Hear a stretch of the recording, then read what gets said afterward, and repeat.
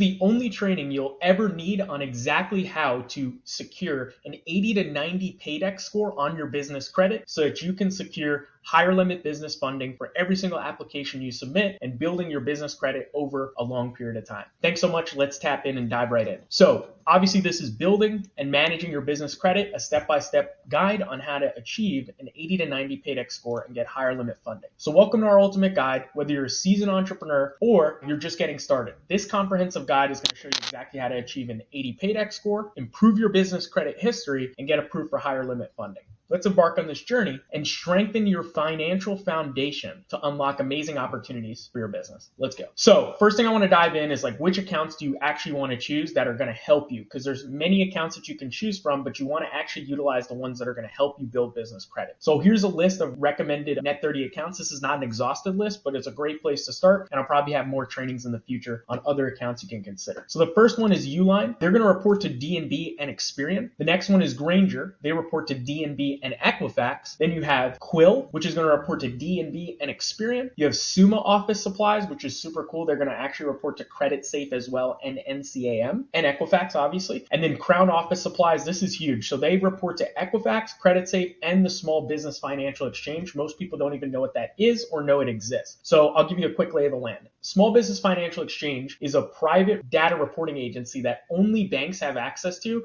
It's kind of like a private network that only banks have access to procure data and information for companies. So we can now build business credit on a place that we can't see visibly as consumers, but it is available to start building your credit by leveraging that specific Net 30 account. And then here's some Net 60 vendors. You can look these up. So Amazon's Business Line of Credit, Staples Business Advantage Card, and then Home Depot Supply Card. These are all going to report to DNB and Experian. Actually, not the Amazon one, but the other ones all are going to. So what are the action items? You need to leave today's video, immediately open accounts with at least 3 vendors on the list above. If you have the budget, open with all of them, and then ensure, just double check, call into customer support that they're going to report to the credit bureaus. The next thing is I want to dive into part 2, which is why business credit is actually important. What is this doing for you, and what is the purpose of actually considering it? So the first thing is you want to separate your finances. Most entrepreneurs, they just have a lot of their business expenses revolving on either cash in the business account, or they're using their personal credit and personal credit cards to cover business expenses. You're missing all those payment experiences, payment events, and payment history that can be built on your company by not having that report properly. So it's critical to start separating your finances and keeping business expenses separate.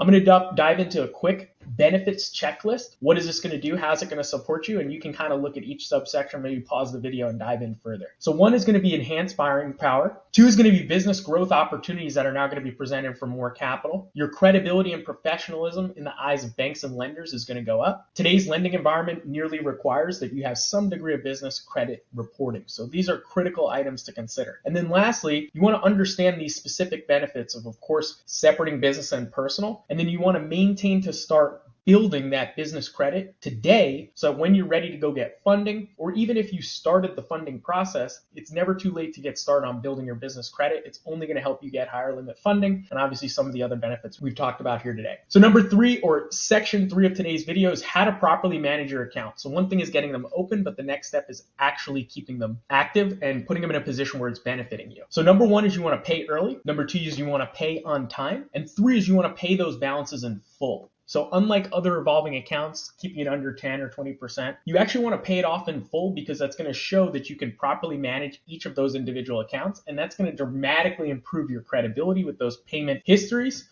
or payment experiences and that payment history that's now being built. So here's some final thoughts and some takeaways from today's training. So you want to set up automated payments so you never miss a payment, communicate proactively with vendors to make sure that if you ever have any payment issues, and then you want to diversify your credit sources so you can start to build your business credit. So for those of you who want to learn how to do this or have us do it for you, and in addition to that, we'll report $100,000 in unsecured business credit trade lines, click the link below and I'll show you exactly step by step